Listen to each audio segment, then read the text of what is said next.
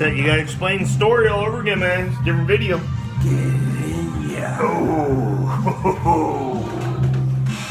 This is number 44. Of Doug Dye's beer mail. So Doug sent me some beer, and I've said this is my third time saying it, but it's a different video. So he sent me 6 bottles of beer, 3 of each type of beer, and he's getting impatient. This is the third time. One was bottle condition, one's keg condition. It's the same beer, one's bottle condition, one's keg. Here we go. We're gonna taste them both and tell you which one we like better. Bottle condition, here we go. Oh. Actually, nice little pop there. Bottle conditions are gonna be 1 and 3. Mark it on the slate. Show them the flights, man. Pour it in there so they see that, man. Come on, man. This is number 44. A 60-minute mash. This is bottle condition. 60-minute boil. He loves very nice. That's weird as hell. Really man. nice. Oh, jeez. That's beautiful. Except for my placement. That's some alcohol abuse right there. Here's some. I punch your shit right out of him. No, you ain't. Here. 5 kgs of Munich malt. Look at that, man. Bottle. That is beautiful. Yeah, that's nice, man. Nice. 100 grams of caraform. He loves his 100 grams. Hair of hell. I don't know what that is. 100 grams of Melendonian. I've done that. Oh, 100 grams of Special B. I've brewed with Special B. Special B. Yeah. Faulkner's Flight. He loves Faulkner's Flight. 25 at 60 minutes. 15 Amarella at 20. Chilling the wort. He stopped the process when the wort reached 80 degrees Celsius and added 10 grams of Amarella. After 20 minutes of steeping, he started the chill process and brought it. Holy jeez, man, you are serious. Brought it down to 25 degrees Celsius. You're a goddamn genius, Gump. He is a genius, man. I don't get this deep. He added 15 grams of Amarella to a secondary fermentation vessel and let it sit for 5 days before cold crashing. Nice, man. USO 5. Love old USO 5. Here's the keg. Here's the keg. So they hear that shit. Oh, let her go. Yeah, that's the keg. It sounded not bad, not crazy or anything. I don't think it's not a big bottle. I'm not expecting much carbonation. Oh, there's lots of carbonation. It's doing pretty good right now. Lots of carbonation. Lots of carbonation. Look at the bubbles. You're crazy, man. That is as big a pop as the other one. Nice color, man. And you know what? These two, I can't tell the difference in color. I gotta have a little sip to bring them down. His other ones, we can see a difference in color between the bottle and the keg. For sure. These ones just about identical. I bet you it's a Special B that brings the color up. So here's my bottle condition. Yeah. I'm gonna take a sip of it. So this is 5.6%. IBU's 35. Bottle condition. It's very good. It's very smooth. Very good. He makes very balanced, all-around beers. Here's my keg condition.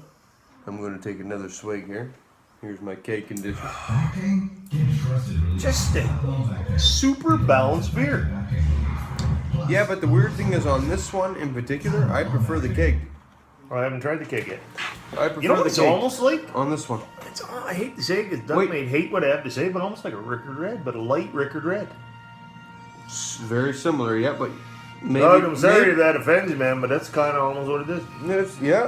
It shouldn't offend you because they're a multi-billion-dollar industry, so if you can produce what they produce. Saying, I find on this one, the keg one tastes a little... We like the bottle on its other two, but let me try the bottle. This one, I kind of prefer the keg.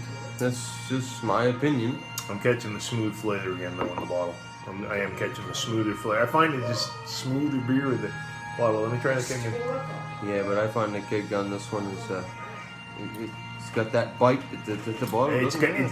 The keg has the bitter bite. Yeah. You're catching the bitter after bite on the keg for some reason. Yeah, I see what you're saying. Here's my bottle one, I see what you're saying. And I'm kind of a fussy person, although I'll drink anything. I would drink rubbing alcohol if that's all you had. But if you want to ask my honest opinion, I'm going to give it to you. I could ferment swamp water, and I would drink it down. I drink it down. Yeah. I get it in there. Get it in there. But if you want to ask my opinion on something, I'm going to give you my opinion. So here you go. I don't asking your opinion at the moment. Oh, I think they're asking my opinion. Do you want to know my opinion? So that's the keg.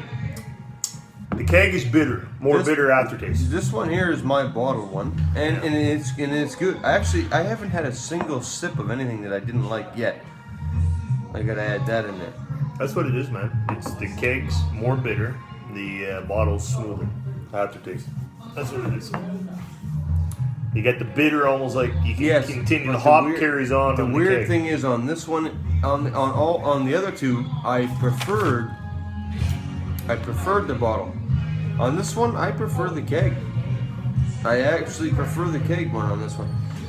I hear what you're saying. I've tried it 2 or 3 times, and I prefer the keg. Look, on he even measures pH, man. Like Doug, you're a maniac. Dude. He measures pH. That's incredible. Of his water, yeah. You make good beers, man. Clear, carbonation's great, taste, flavor, super great balance, I find, which I really enjoy. It's not too malty, it's not too bitter. Nice balance in all your beers. Not much I can say in the negative. The only thing I was saying in personal preferences on this one only. But you're an IPA guy. And I'm an IPA guy. You're catching the bitter on the keg. That's right. You're catching the bitter, man. That's right. And there is the keg one is more bitter. But I didn't find that on the last two. No, me neither. The last two I found the bottle one had a slightly better flavor, and the colors were different on the last two. This one, they're identical. I mean, you can see in the video right now. You can see these look like 2 identical beer. However, they do not taste identical. Not to me. I'm catching a citrus taste on the bottle one. Don't know what that is. I'm looking at the hops. Amarillo, I guess, but I'm trying to pick it apart. But in general, I mean, not as many hops in this beer as other ones. By if far. you look at these 2 beers, almost identical. They are. Most people would not be able to tell the difference. But since I know the difference because it was labeled for me, I can choose which one I prefer. And then this is the keg one. It's more bitter, man. That's the big difference. And you like a bitter beer, which I do like a bitter beer. Yeah, I don't. But like this isn't malty by any means. This isn't sweet. This isn't sweet. But you're catching the bitter aftertaste. Yeah, no question. So we got Dog. You rock, brother. Like you make some serious beers, man. I'm impressed. That's just my opinion. I think your other 2 beers, the bottle was better. Not that the other one was bad, because believe me, I drink either one. Yeah, they're great beers. They're both really good. Very good beers, man. But this one here was strange because you're catching the hoppy bitter aftertaste. I don't know what it is though. But you're getting that too, aren't you? I'm catching what you're saying. This one, I find the keg seems like it tastes like a better beer. The Amarillo. Not much. It's not a huge difference, but it's enough for me to say that if I had to choose one or the other, I would choose the keg one in this situation. He dry hopped the Amarillo, which I don't know. That's interesting. I'm catching them bitter. It's good, man. I'm digging it. Dig it. I like it too. You like it?